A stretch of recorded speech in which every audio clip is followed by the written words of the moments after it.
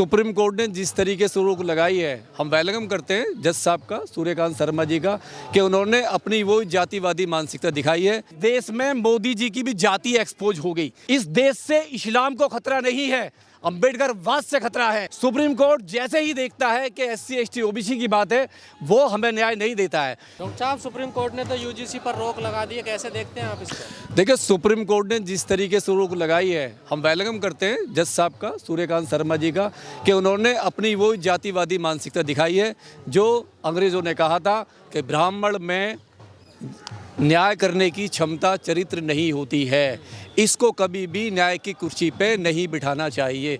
तो उन्होंने कल प्रूफ किया, परसों जो उन्होंने जजमेंट दिया, और उनके जो जजमेंट था उसको देखने से ऐसा लग रहा था जैसे वो तड़प रहे थे कि ये 2 दिन पहले PIL क्यों नहीं आया, अपील क्यों नहीं आई। जिस तरीके से उन्होंने जजमेंट दिया, एक झटके में उन्होंने जजमेंट सुना दिया कि इससे समाज में, देश में नफरत होगी, जातिवाद बढ़ेगा। उनको नहीं दिखाई दी हत्याएं, पायल तड़वी नहीं दिखाई दी, रोहित वेमुला नहीं दिखाई दिया, उन्हें नहीं दिखाई दी पल्लवी, उन्होंने सोलंकी नहीं दिखाई दिया, उनको नहीं दिखाई दिया वो मेघवाल जिसको पानी के छूने पर मार दिया गया, उनको नहीं दिखाई दिया जो हिमाचल प्रदेश में जिसके नेकर में 9 साल के बच्चे के बिच्छू डाल दिया गया, उनको नहीं दिखाई दिया। जितने भी अभी हमारे वाल्मीकि, एक दिल्ली में आपने देखा होगा महरौली में एक लड़की को शमशान घाट में नहीं जलने दिया गया। और कल की घटना है बिहार की एक महिला को रोड पे जलाना पड़ा। लोगों ने खुल के विरोध किया कि हम अपने शमशानों में नहीं जलाने देंगे। सवाल यह है कि जज साहब को इतना बड़ा जातिवादी का आतंकी चेहरा नहीं दिखाई देता है। जब भी SC ST OBC को जब भी न्याय की बात होती है तो जजमेंट एक दिन में आ जाता है, एक सेकंड में आ जाता है। हमारे जितने भी अधिकार हैं सुप्रीम कोर्ट से नहीं मिलेंगे। हमने देखा है, हमने इतने सारे आंदोलन में देखा है, सुप्रीम कोर्ट जैसे ही देखता है कि SC ST OBC की बात है, वो हमें न्याय नहीं देता है। सवाल ये है कि सुप्रीम कोर्ट तो अपनी जगह है, लेकिन जो हमारे राजनीतिक लीडर हैं, जो हमारे पॉलिटिशियन हैं, मेरा उनसे एक सवाल है कि अब राजनीति किसकी कर रहे हो? अखिलेश यादव से मेरा सवाल है, बहन कुमारी मायावती से सवाल है, और जितने भी जीतन राम मांझी जैसे, और जो और चिराग राज जो पासवान है, और जो SC ST OBC की जो पार्टियां हैं तमाम, वो किसकी राजनीति कर रही हैं? उनको 80% नहीं दिखाई देता, उनको 20% दिखाई देता है, उनको नहीं दिखाई देता अपना समाज जब पिटता है। अखिलेश यादव को क्या परेशानी है? अखिलेश यादव शंकराचार्य के समर्थन में आ जाते हैं, और जिस तरीके से चंद्रशेखर आज़ाद भी शंकराचार्य के समर्थन में आते हैं। अरे वो शंकराचार्य जो मतलब मुक्तेश्वर नंद कहते हैं कि इस देश से इस्लाम को खतरा नहीं है, अंबेडकर वाद से खतरा है। और वही चंद्रशेखर, वही अखिलेश यादव पैर पकड़ने के लिए, नाक रगड़ने के लिए, पैर दबाने के लिए फ़ोन करते हैं और उसके समर्थन में खड़े हो जाते हैं। तो ये जो हमारे लीडर हैं, जिनको हम हीरो कहते हैं, ये हमारे हीरो नहीं हैं, ये हमारे समाज के बच्चों को, समाज को गुलाम बनाने की तैयारी कर रहे हैं। तो हम अपील करते हैं आपके चैनल के माध्यम से कि समाज को, जितने भी ये लीडर हैं, आँख खोलनी चाहिए और इनसे सवाल करना चाहिए जब भी वोट मांगने आए, कि जब शंकराचार्य कहता है कि अंबेडकर वाद से खतरा है, हिंदूवाद से खतरा नहीं है, इस्लाम से खतरा नहीं है, और तुम लोग उसके तलवे चाटते हो, कहाँ चलेगी बहन जी मायावती? बात करती है मतलब 10% कोटे की। जब इस देश में आपने देखा होगा पार्लियामेंट में EWS का कोटा आया तो सबसे पहले समर्थन किया इन्हीं पार्टियों ने। एक पार्टी ने भी विरोध नहीं करा, एक झटके में पास करा दिया। और जब हमारे बिल की बात आती है तो ये पार्टियाँ साइलेंस हो जाती हैं, समर्थन करती हैं कि मतलब ऐसी मानसिकता का जो पहले से ही नफरत के बीच बो रही है।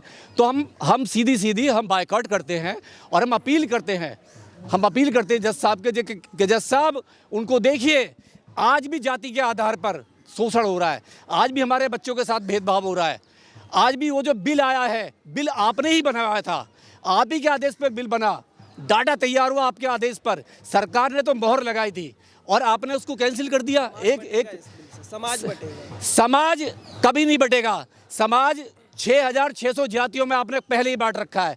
जो समाज बड़े आराम से रह रहा था आज़ादी से पहले, 2000 साल से पहले आपने जातियाँ बनाई, आपको नहीं मालूम चला कि 6600 जातियों में बांट दिया अपने समाज को। जब आपको जाति बांटने में शर्म नहीं आई, तो आज जब बिल आया है, वो तो न्याय की बात कर रहा है, वो तो अरे कोई अपराध ही नहीं करेगा तो उसको किसी का डेथ, अगर मैं रेप करूंगा मुझे भी सजा होगी, अगर कोई चोरी करेगा उसको सजा होगी। देश में इतने सारे कानून लागू हैं, क्या सबका इम्प्लीमेंट सही हो रहा है? इतने आज तक जितने भी देश में हमारे कानून हैं, सबका दुरुपयोग होता है। सबका दुरुपयोग होता है। क्या उनको बंद कर देना चाहिए? क्या इस आधार पर बंद कर देना चाहिए कि मतलब कुलदीप सैगड़ को छोड़ दिया गया, क्या राम रहीम को छोड़ दिया गया, तो रेप का तो चार्ज ही नहीं लगेगा, दूसरे भी उसकी डिमांड करेंगे। सवाल ये है कि बिल आया नहीं और आने से पहले ही आपके पेट में दर्द हो गया। यानी जो आप अपने बच्चों को सिखाते हो, अपनी मानसिकता सिखाते हो कि जाइए अपना बताना कि मैं चौधरी हूँ, मैं फलाना हूँ, मैं फलाना हूँ, मैं उससे आता हूँ, वही बीज आपने अपने बच्चों को, जो शिक्षा के मंदिर में न्याय की बात हो, मतलब समानता की बात होनी चाहिए। वो कह तो रहे हैं अब इंटरकास्ट मैरिज हो रही है, कहाँ ऊंच नीच है? इंटरकास्ट मैरिज किससे हो रही है? एक झोंपड़े वाले से हो रही है, मार दिया जाता है। महाराष्ट्र में जिस तरीके से आंचला, उसको मार दिया गया, उसके हस्बैंड को। इंटरकास्ट मैरिज हो रही है रामविलास पासवान के साथ में, उदित राज के साथ में, करोड़पतियों के साथ में, उनके पास में जो हजार करोड़पति लोग हैं। इंटरकास्ट मैरिज वहाँ हो रही है, आईएएस से होती है, डॉक्टर से होती है, पीसीएस से होती है। अरे गरीब से करके देखिए, मालूम चलेगा। झुग्गी झोंपड़ी में जाइए, शादियाँ कीजिए, उनके साथ 2 दिन रहिए, आपको मालूम हो जाएगा। शादियाँ भी करते हो प्रॉपर्टी देख के, उसका स्टेटस देख के। जब आईएएस पीसीएस से करते हो तो स्टेटस मेंटेन होता है, आपका दामाद बनने में मतलब आपका उधर लेवल चेंज हो जाता है, उसमें लेवल बराबर हो जाता है। 75 साल की आज़ादी और 74-75 की आज़ादी में आज भी अगर पानी पीने पे उसकी हत्या हो जाती है, आज भी स्कूलों में अगर पायल तड़वी की हत्या हो जाती है, 74 साल भी आज भी अगर उसके निकर में बिच्छू डाल दिया जाता है, 74 साल के बाद भी बिहार में कल जिस तरीके से रोड पे उसको फूंकने के लिए मजबूर कर दिया गया बिहार में, और हमारे दिल्ली में सेंटर में पिछली साल जिस तरीके से मेहरौली में उस वाल्मीकि लड़की को जलने नहीं दिया गया, बाहर जलाया, तो कहाँ 74 साल, कहाँ बदलाव आया? कितना बदलाव आया इस देश में? बदलाव ना के बराबर आया है। और ये जातिवादी कीड़े हर समाज में हो सकते हैं, मनुवादी हर समाज में हो सकते हैं। सब देखिए, कानून मंत्री ने थोड़ी सी हिम्मत दिखाई, कानून बनाया, लेके आए, और जिस तरीके से विरोध हुआ कानून मंत्री का, और सबसे बड़ी बात है यूपी के अंदर मंत्री को मतलब किडनैप कर लिया गया। एक एमएलए मंत्री को किडनैप कर रहा है। सवाल ये है कि इतनी ताकत कहाँ से आ गई है? सरकार पंगु हो गई है, यूपी या सेंटर की सरकारों में दम नहीं रहा है, एक मंत्री एमएलए से ऊपर हो जाता है। मतलब इसी पर अगला प्लान, अगला कदम क्या है आप लोगों का? देखिए, जो ओबीसी है ना, ये आज कल के बाद हिंदू बन गया, ये फिर हिंदू बन गया। अब ये जो मनुवादी लोग हैं फिर इसे हिंदू बना देंगे, कट्टर हिंदू बना देंगे। सवाल ये ओबीसी को तय करना है। एससी एसटी तो 2000 पहले से पहले ही ऐड था इसमें, लेकिन ऐड ओबीसी को किया था। ओबीसी को सोचना है कि उसको अपने बच्चों की हत्याएं करवानी है, अपने बच्चों का लिंचिंग करानी है, अपने बच्चों का भेदभाव कराना है, या रोड पे आएगा न्याय के लिए आवाज़ उठाएगा, ये ओबीसी को सोचना है। और ये गेंद पाले में ओबीसी के डाली है, और ये इसने बहुत सारे कलई भी खोली है इस बिल ने, कि जितना आप हिंदू राष्ट्र की बात कर रहे थे, भाई की बात कर रहे थे, सनातन की बात कर रहे थे, कहते थे बटोगे तो कटोगे, तो क्या ऐसे ही बटोगे, ऐसे ही कटोगे? आपको सवाल ये है कि इस देश में मोदी जी की भी जाति एक्सपोज हो गई। पहले लोगों को नहीं पता था, लेकिन जिस तरीके से लोग कहते थे कि मोदी हमारे पापा हैं, मोदी हमारे बाप हैं, मोदी हमारे पति हैं, मोदी हमारे दादा हैं, विश्वगुरु हैं, सब कुछ कहा, लेकिन उसी मोदी प्रधानमंत्री साहब को जिस तरीके से आपने गालियाँ बकी हैं, उनकी माँ को गालियाँ बकी, उनकी जातियाँ तेली, पता नहीं क्या क्या बोला, और मैं घोर विरोध करता हूँ। वो एक सम्मानित कुर्सी पर बैठे हुए हैं। हमारे मतभेद हो सकते हैं, मनभेद नहीं हो सकते, क्योंकि लोकतंत्र में यही होता है। अगर हम प्रधानमंत्री की बात से सहमत नहीं है तो हम गालियां नहीं दे सकते। वो एक सर्वोच्च पद पर बैठे हुए। लेकिन इन लोगों ने, ऐसे लोगों ने उनको भी नहीं छोड़ा। जब वो प्रधानमंत्री की जाति बता रहे हैं, गालियां दे रहे हैं, तो ये लोग किसी के नहीं है। कहा जा रहा है, एक मिनट, कहा जा रहा है सवर्ण मुस्लिम भाई भाई, ये बताइए समधी भाई या साड़ू भाई? देखिए, अगर वो मुस्लिम सही कहा, प्रवीण तोगड़िया का बयान मैंने पढ़ा था, उन्होंने कहा कि हमारे पूर्वज मक्का मदीना से आए थे, हम तो पहले से ही मुस्लिम थे। तो सवाल ये कि इनकी जो रिश्तेदारियां तो पहले से ही है। प्रवीण तोगड़िया का बयान है ये, कहा हम तो, हमारे पूर्वज मक्का मदीना से आए। अब मक्का मदीना से कौन आएगा?